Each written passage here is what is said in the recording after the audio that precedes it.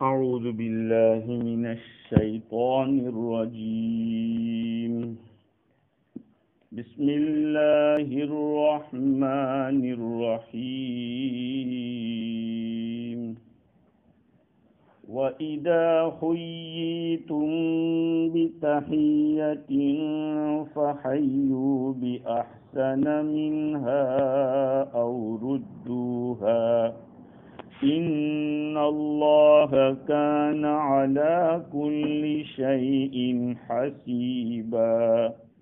الله لا إله إلا هو ليجمعنكم إلى يوم القيامة لا ريب فيه ومن أصدق من الله حديثا.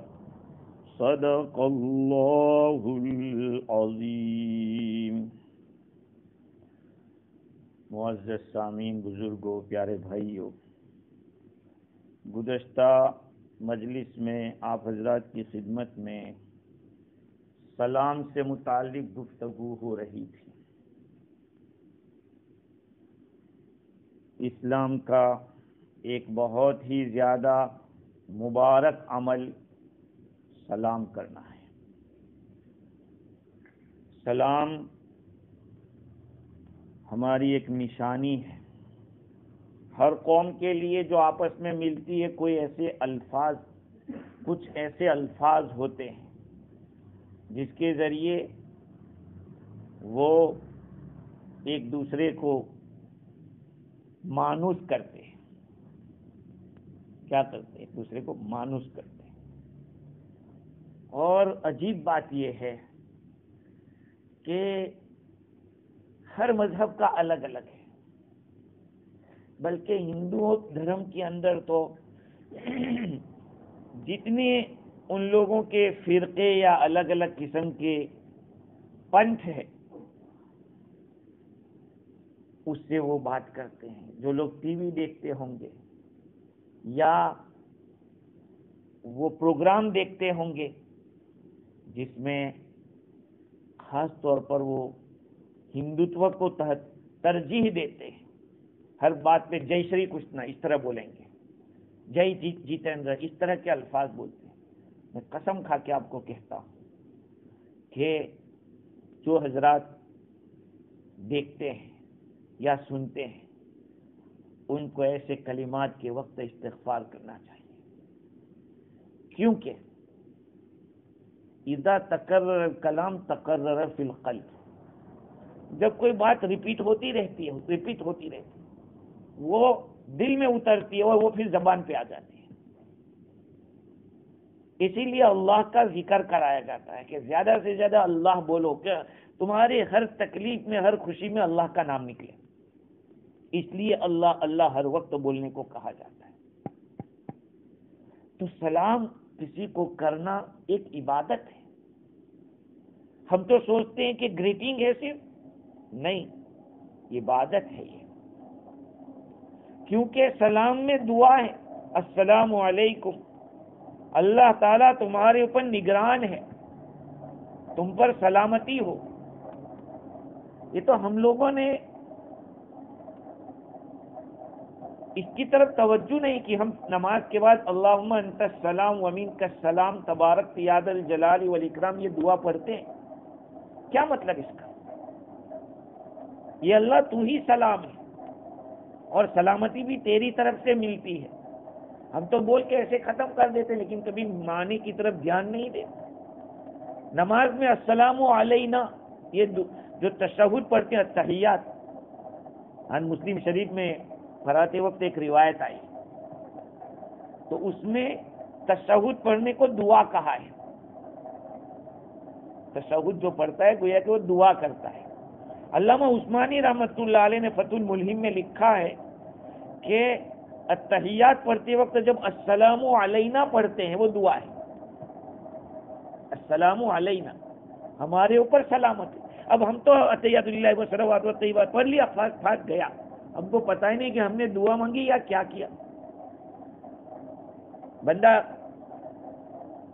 حضور اکرم صلی اللہ علیہ وسلم کو عرض کرتا ہے کہ السلام علیکہ ایھا النبی ورحمۃ اللہ وبرکاتہ، پھر کہتا ہے کہ السلام علینا، ہمارے اوپر، نماز پڑھنے والے سب کے اوپر سلامتی۔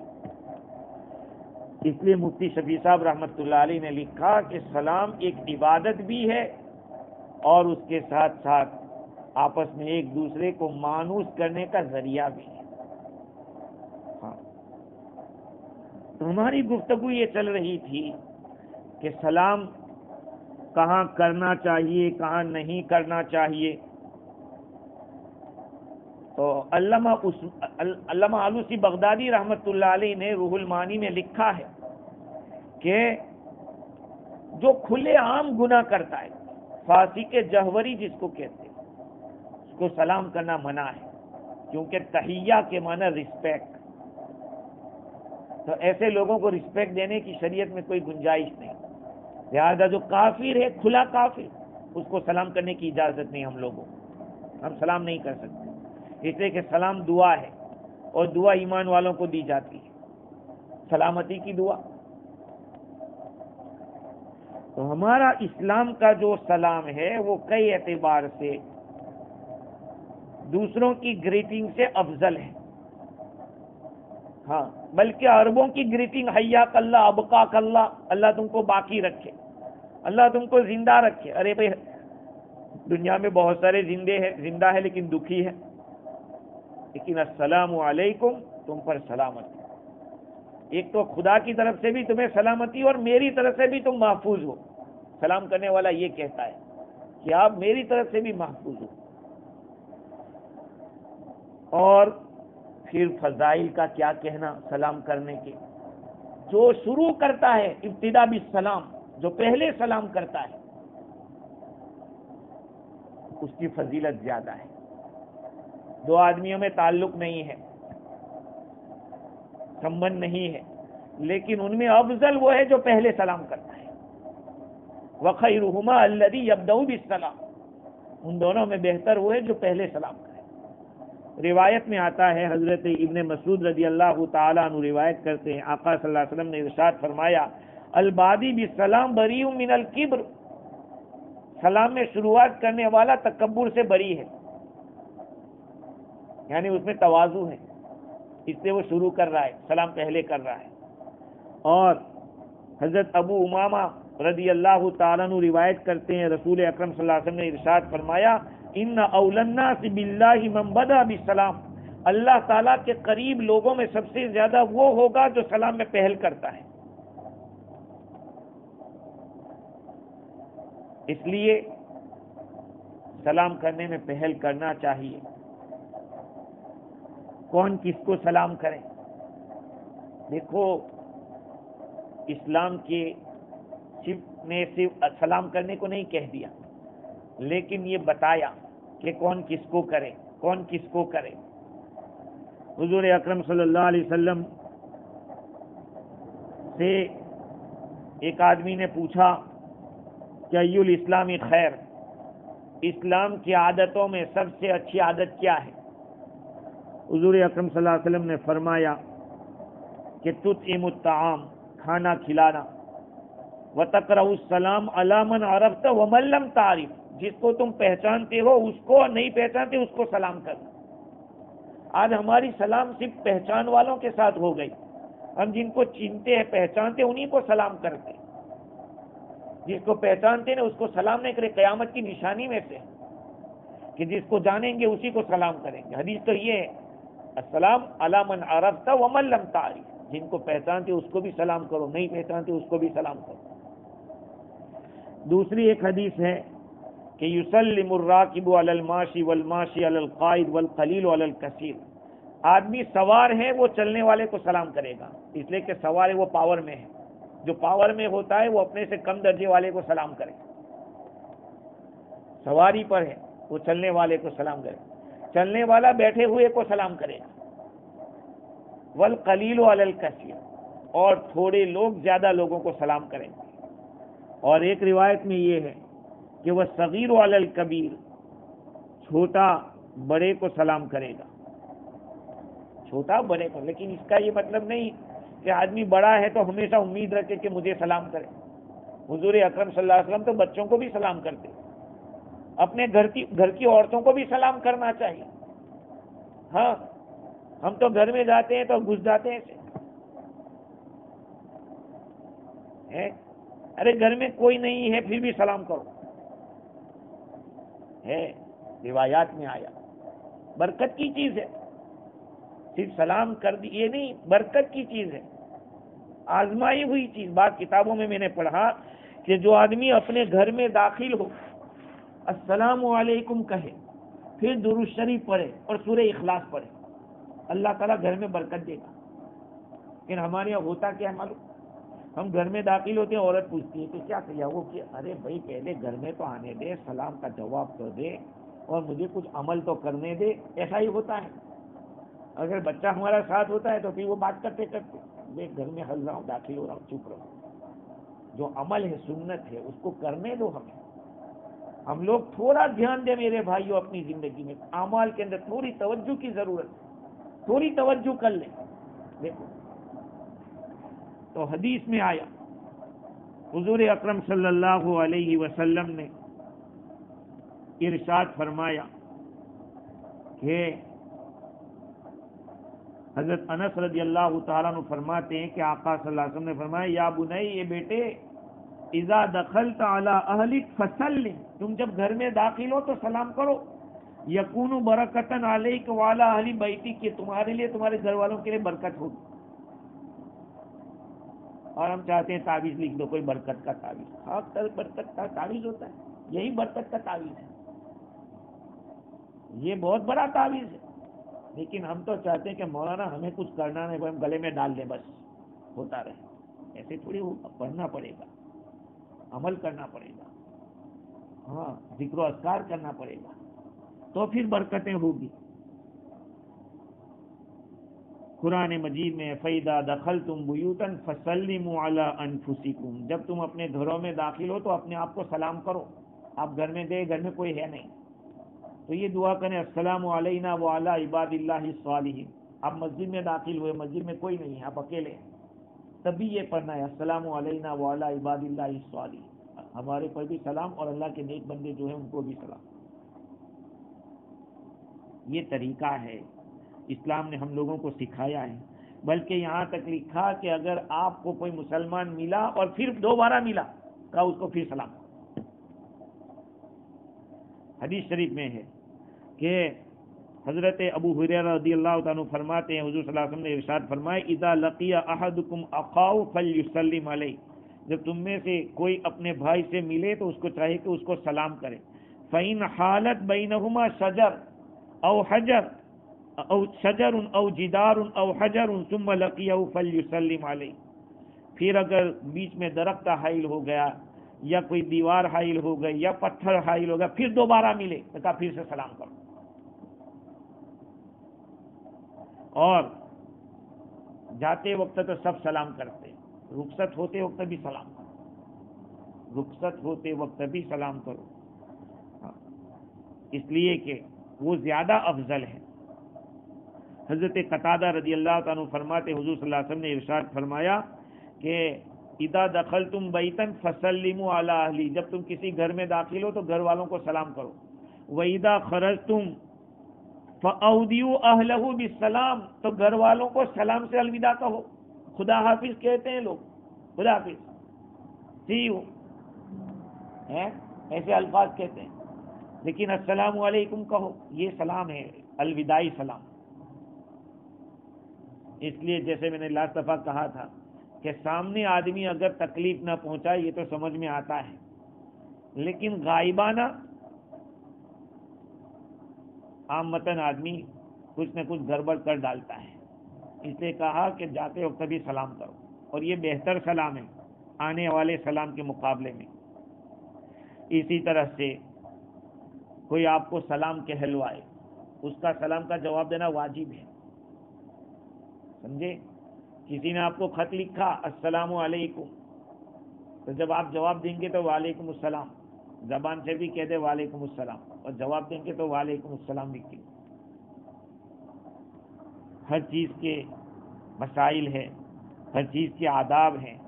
حضور اکرم صلی اللہ علیہ وسلم کے بارے میں غالب روایت کرتے ہیں کہ ان کے والد نے نقل کیا، وہ ان کے دادا سے نقل کرتے ہیں کہ مجھے میرے ابا نے حضور صلی اللہ علیہ وسلم کے پاس بھیجا اور کہا کہ جاؤ حضور کے پاس اور میرے سلام کہنا، حضور کو میرے سلام کہنا۔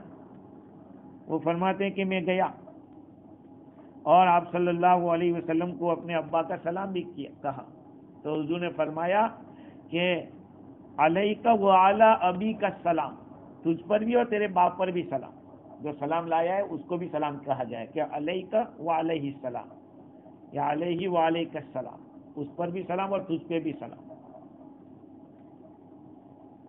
سلام کے ساتھ ایک عمل ہوتا ہے مصافحہ کا، وہ بھی میں آپ کو کہہ دوں۔ مصافحہ کوئی فرض واجب نہیں ہے، ہاں، لیکن آج اگر مصافحہ نہیں کیا ہو تو دیکھو جیسے کافر ہو گیا وہ ہے، السلام علیکم کہہ دیا بس، اور اگر مصافحہ کرنا ہی ہے تو پھر السلام علیکم، بغیر سلام کے مصافحہ نہیں ہے۔ ہم نے دیکھا لوگوں کو مجلس میں آتے کہ السلام علیکم کہہ دیا، ایسے منہ بند کر کے ملتے ہیں، ایسا مصافحہ، یہ مصافحہ نہیں۔ پھر ہر ایک کے السلام علیکم کرو، السلام علیکم السلام علیکم، بغیر سلام کے مصافحہ نہیں ہے۔ ہاں، فضائل ہے مصافحے کے، معانقے کے بھی فضائل ہے۔ حضور اکرم صلی اللہ علیہ وسلم نے ارشاد فرمایا کہ تمہاری سلام کی جو ایند ہے وہ آپس میں مصافحہ کرنا ہے۔ ابو ذر غفاری رضی اللہ عنہ فرماتے ہیں کہ میں بھی جب بھی حضور اکرم صلی اللہ علیہ وسلم سے ملا تو حضور صلی اللہ علیہ وسلم نے مجھ سے مصافحہ کیا۔ ایک مرتبہ مجھے ایک دن بلایا تو میں اپنے گھر والوں میں نہیں تھا، میں جب گھر آیا تو گھر والوں نے بتایا کہ حضور صلی اللہ علیہ وسلم نے آپ کو بلایا ہے، تو میں گیا حضور کے پاس، آپ صلی اللہ علیہ وسلم اپنے بستر کے اوپر تھے، تو مجھے آپ چمٹ گئے، وکانت اجود و اجود، کہا تو وہ تو بہت اچھا تھا، حضور نے چمٹا مجھے لیا، ایسے سینے سے چمٹایا، بہت اچھا لگا، وہ تو بہت اچھا۔ یہ روایت ہے۔ مصافحے کا فائدہ یہ ہے کہ حضور صلی اللہ علیہ وسلم نے ارشاد فرمایا کہ تصافحوا، آپس میں مصافحہ کرتے رہو، یذہب الغل، وہ کینے کو نکال دیتا ہے، وتحادوا تحابوا، آپس میں ہدیہ دیتے رہو، ون سائڈ نہیں، تحادو کا لفظ ہے، تحادو آپس میں ہدیہ دو، ون سائڈ نہیں کہ ہدیہ دیتے رہو، نہیں، آپس میں دو، جب آپس میں دیں گے تو پھر محبت ہوگی، اگر ون سائڈ ہوتا رہے گا تو پھر ہوگا کیا؟ کہا یہ تو لام سے لے ہے، دال دے ہے نہیں، حالانکہ دل دیا ہے تو دل میں پہلے دال ہے پھر لام ہے، دال سے دے ہے لام سے لے ہے۔ تو مصافحے کی وجہ سے آپس کا کینہ ختم ہوتا ہے۔ اور حضرت برا بن عازب رضی اللہ عنہ فرماتے کہ جب مسلمان آپس میں مصافحہ کرتے ہیں تو آپس میں جب ملتے ہیں تو کوئی گناہ نہیں رہتا، سب جڑ جاتا ہے، گناہ گر جاتے ہیں سب۔ تو یہ تو سب زندوں کے سلام کی بات ہے، مردوں کو بھی سلام کرنے کا حکم ہے۔ جب قبرستان میں جاؤ اور میت کے پاس پہنچو تو کہو السلام علیکم، جانے کا طریقہ ہے، ایسے نہیں کہ جا کے ادھر کھڑے، ارے بھائی جدھر میت کا چہرہ ہے ادھر جاؤ، آپ کی پشت قبلے کی طرف ہوگی اور ادھر میت کی طرف چہرہ ہوگا۔ میں اپنے حضرت الاستاد مولانا سید ابرار احمد صاحب نور اللہ مرقدہ کے ساتھ ان کے بہنوئی حضرت حکیم فقر الدین رحمۃ اللہ علیہ کی قبر پر گیا ان کے ساتھ، تو حضرت نے بتایا کہ دیکھو اس طرح سے کھڑے ہوتے ہیں، کیونکہ میت ایسا سویا ہے وہ ادھر دیکھے گا آپ کی طرف۔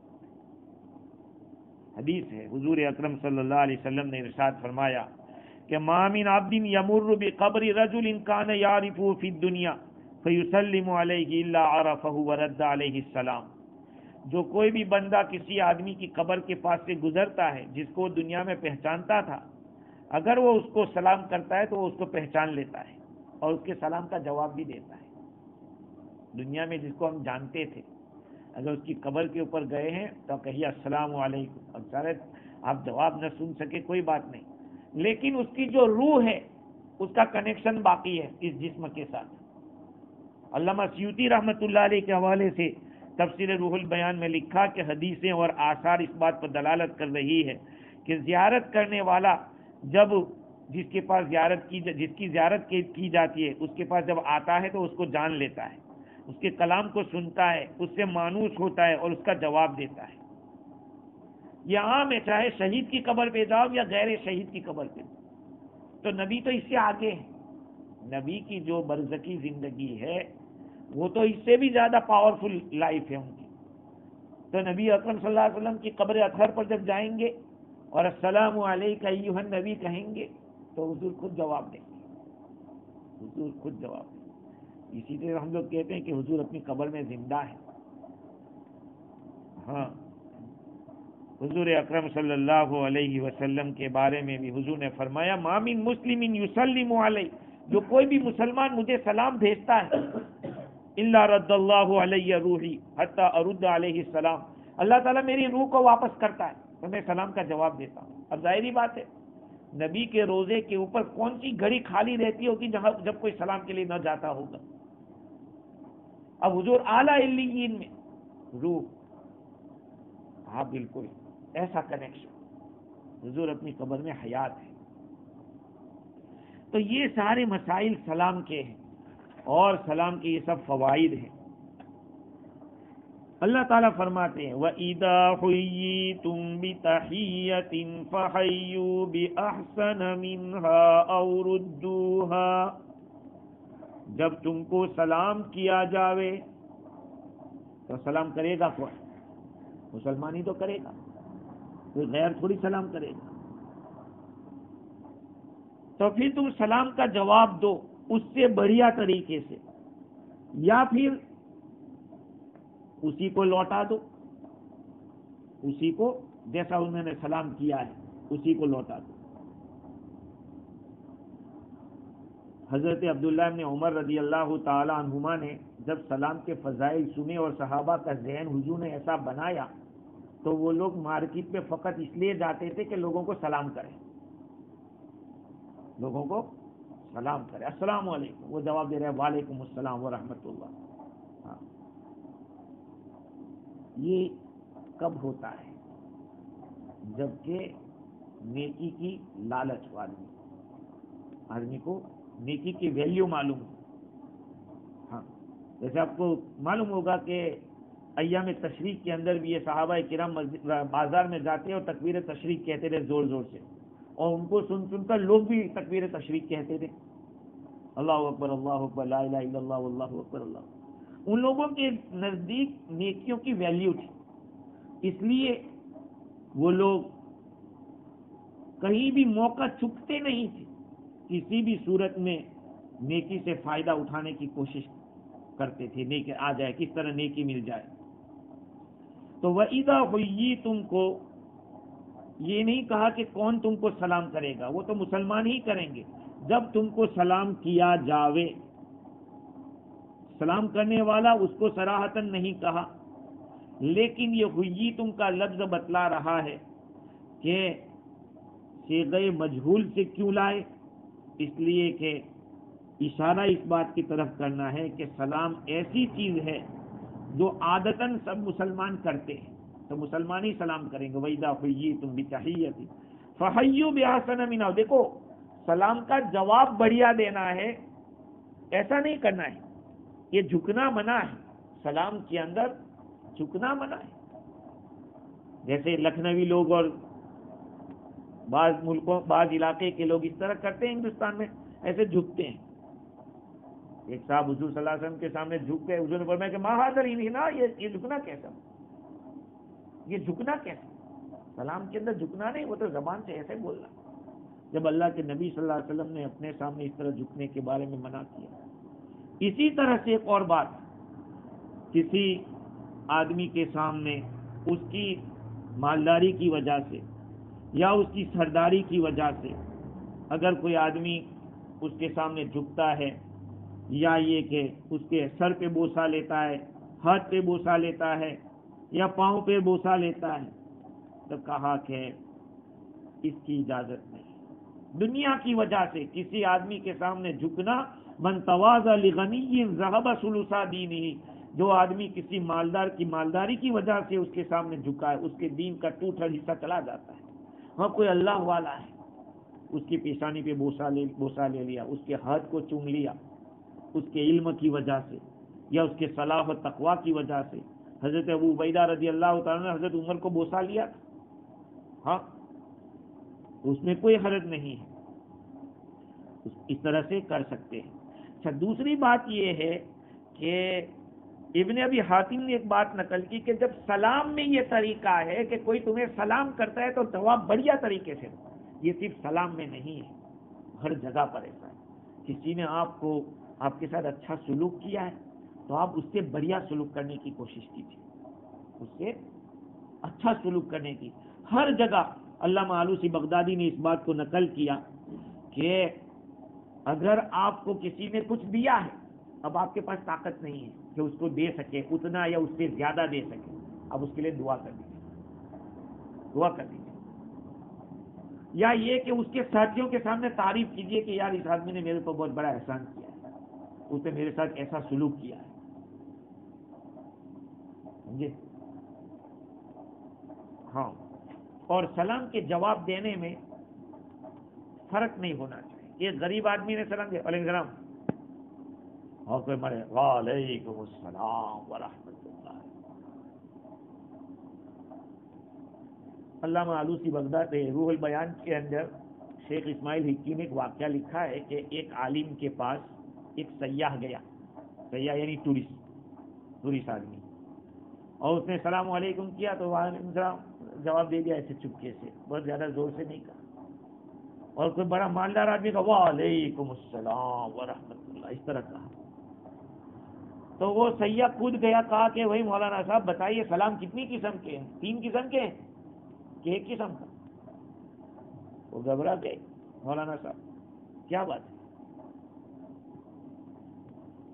کوئی جواب نہیں بن پڑا. تو وہ سیاح نے سوال کیا ٹورسٹ نے کہ میرا ایک سوال ہے، اگر کوئی یہ قسم کھائے کہ میں ایسے آدمی کے گھر میں داخل نہیں ہوں گا کہ جس کا گھر سنت کے طریقے کے اوپر نہ چلتا ہو، تو کیا آپ کے گھر میں داخل ہوگا تو حانث ہوگا کہ نہیں؟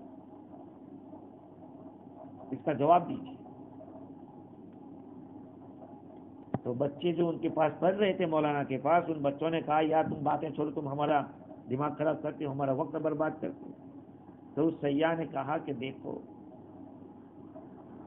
جس آدمی سے تم رہنمائی حاصل کر رہے ہو اس کی رہنمائی تمہیں فائدہ نہیں دے گی، اس لیے کہ جب آدمی کا عمل اپنے علم پر نہیں ہے، اس کے یہاں سلام میں فرق ہو رہا ہے، حضور کے یہاں سلاموں میں فرق نہیں تھا.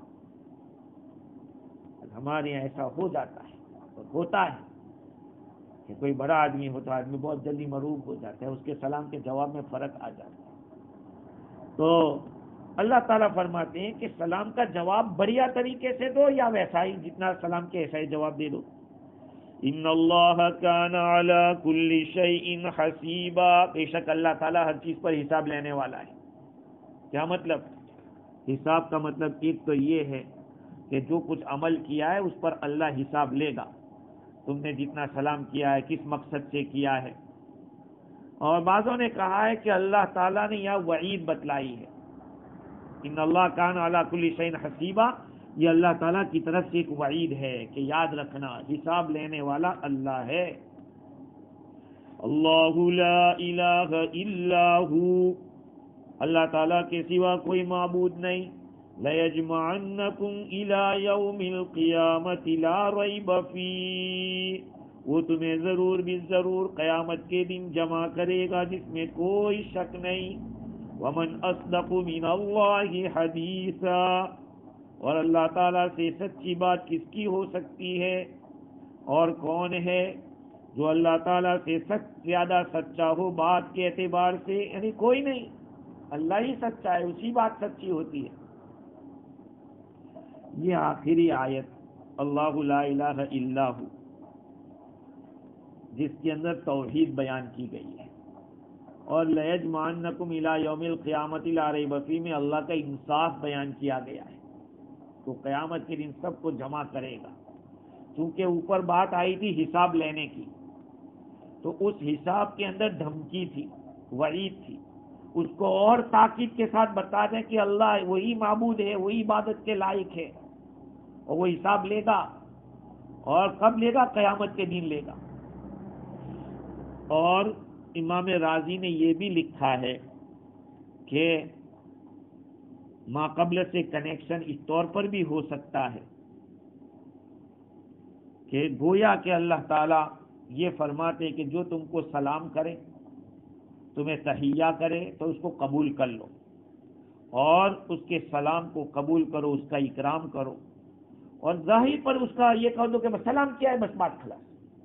یہ مت سوچو کہ یہ کچھ کام نکالنے کے لیے آیا ہے اس لیے سلام کیا ہے، یا یہ کہ اس کا کوئی مقصد ہے، اس سلام کے پیچھے کچھ چھپا ہوا ہوگا. دیکھو ایک مسئلہ بتاؤں، بعض لوگوں نے، علماء نے لکھا ہے کہ اگر کوئی فقیر تم کو سلام کرے نا، جو بھیک مانگنے والا ہو، تو اس کا جواب مت دو. کیوں بھائی؟ وہ تو مانگنے کے لیے سلام کر رہا ہے. السلام علیکم حاجی صاحب، کیا مطلب؟ خود دو، یہ مطلب ہے. وہاں سلام مقصد نہیں ہے، وہاں مقصد تم کو متوجہ کرنا ہے. ہاں، تو اوپر اللہ تعالیٰ نے بتلایا کہ جو سلام کرے قبول کر لو. اب اگر کچھ گڑبڑ ہوگی تو دل تو اللہ جانتا ہے، اب جانتا ہے تو وہ اس کا حساب لے گا. کب لے گا؟ قیامت کے دن لے گا. لا یجمعنکم. تو اللہ تعالیٰ قرآن پاک میں بہت سی جگہ توحید اور انصاف یہ دونوں کو ساتھ ساتھ لاتا ہے. شہید اللہ انہ لا الہ الا هو والملائکۃ واولو العلم قائما بالقسط. یہ قائما بالقسط اس میں انصاف کی طرف اشارہ، لا الہ الا ہو اس کے اندر توحید کا اشارہ. انی انا اللہ لا الہ الا انا فاعبدنی واقم الصلاة لذکری ان الساعة آتیۃ لا ریب فیہا ان الساعة آتیۃ اکاد اخفیہا. قیامت آنے والی ہے، تو اللہ اس میں فیصلہ انصاف کرے گا. یہ اللہ تعالیٰ کی عادت ہے کہ توحید اور انصاف یہ دونوں ساتھ ساتھ ہیں. یہاں پر بھی ویسا ہی کیا. قیامت کے دن اللہ جمع کرے گا، لیکن گرامر کے اعتبار سے رازی نے سوال اٹھایا کہ الی یوم القیامہ، قیامت تک جمع کرے گا، کیا مطلب؟ فی یوم القیامہ نہیں کہا کہ قیامت کے دن میں جمع کرے گا. تو اس کا جواب یہ دیا کہ فرمانے کا مقصد ہے کہ موت میں تم کو جمع کرے گا، قبر میں جمع کرے گا، اور قیامت تک تم کو رکھے گا وہاں پہ. اور دوسرا مطلب یہ ہے کہ اللہ تعالی تم سب کو اس دن میں ملائے گا، اور قیامت کے دن کے اندر جمع کر دے گا. لا ریب فیہ، جس میں کوئی شک نہیں ہے. قیامت تین قسم کی ہے، ایک قیامت صغریٰ، ایک قیامت وسطیٰ، اور ایک قیامت کبریٰ. قیامت صغریٰ کا مطلب یہ ہے کہ جو آدمی گزر گیا اس کی قیامت قائم ہو گئی. من مات فقط قامت قیامت، جو گزر گیا مر گیا اس کی قیامت آ گئی. دوسرا سور میں پھونکا جائے گا جب لوگ ختم ہو جائیں گے. اور تیسرا پھونکا جائے گا لوگ جمع ہو جائیں گے. یہ تیسرا، یہ قیامت کبریٰ ہے. اس لیے کہ جب دوسرا آئے گا تب تو جو زندہ ہوں گے وہ مریں گے، جو مخلوق زندہ ہوگی وہ ختم ہوگی. اور تیسرے میں تو جو گزرے ہیں سب کھڑے ہو جائیں گے. اور قیامت کو قیامت اس لیے کہتے ہیں کہ قیامت کے اندر کھڑا ہونے کا معنی ہے، بندے اللہ کے سامنے کھڑے ہوں گے، اس لیے قیامت کو قیامت کہتے ہیں. یا یہ کہ لوگ اپنے قبروں سے کھڑے ہوں گے اس دن، اس لیے اس کو قیامت کہتے ہیں. تو اللہ تعالیٰ فرماتے ہیں کہ ضرور بھی ضرور اللہ تعالیٰ تم کو جمع کرے گا قیامت کے دن، جس میں کوئی شک نہیں. ومن اصدق من اللہ حدیث. ارے اللہ سے زیادہ سچی بات کس کی ہو سکتی؟ اس نے کہہ دیا قیامت آئے گی، وہ آئے گی. اللہ سے بڑھ کر کسی کی بات نہیں ہو سکتی. تو ظاہری بات ہے، کسی بندے کو اگر جھوٹا کہہ دو تو کیا برداشت کرے گا؟ نہیں کرے گا. تو پھر اللہ کی ذات، یہ تو بہت بڑا نقص ہے جھوٹا ہونا کسی کا، کسی کو اندر جھوٹ کی صفت ہونا، یہ تو بہت بری صفت ہے. جیسے حضور نے فرمایا کہ مومن کے اندر کچھ بھی ہو سکتا ہے لیکن مومن جھوٹا نہیں ہو سکتا، اس لیے کہ دل میں ایمان ہے. اور ایمان تصدیق کا نام ہے. ایمان تصدیق، تو تصدیق میں صدق اور سچائی کا معنی ہے. تو پھر جھوٹ کیسے جمع ہوگا وہاں پہ؟ سچائی اور جھوٹ دونوں جمع نہیں ہو سکتے. وَمَنْ أَصْدَقُ مِنَ اللَّهِ حَدِيثًا. اور اللہ تعالیٰ سے زیادہ سچی بات کس کی ہو؟ کسی کی نہیں ہو سکتی. اس کے اوپر اس اعتبار سے کلام کیا ہے، عقیدے کے اعتبار سے. دیکھیے اللہ تعالیٰ فرماتے ہیں کہ یہ بنی آدم مجھے جھٹلاتا ہے حالانکہ اس کو کوئی حق نہیں ہے، اور وہ مجھے گالی دیتا ہے حالانکہ اس کو گالی دینے کا بھی کوئی حق نہیں ہے.